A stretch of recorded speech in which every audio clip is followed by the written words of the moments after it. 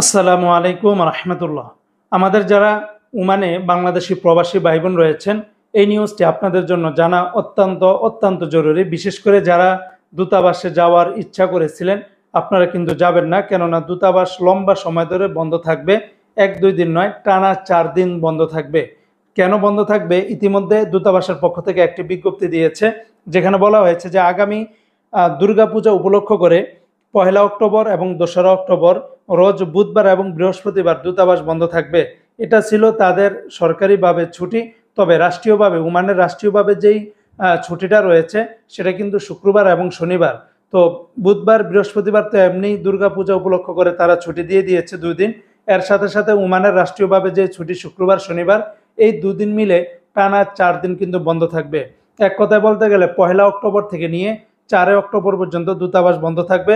যথারীতিভাবে 5 October থেকে রোজ রবিবার থেকে আবার দূতাবাস চলমান থাকবে।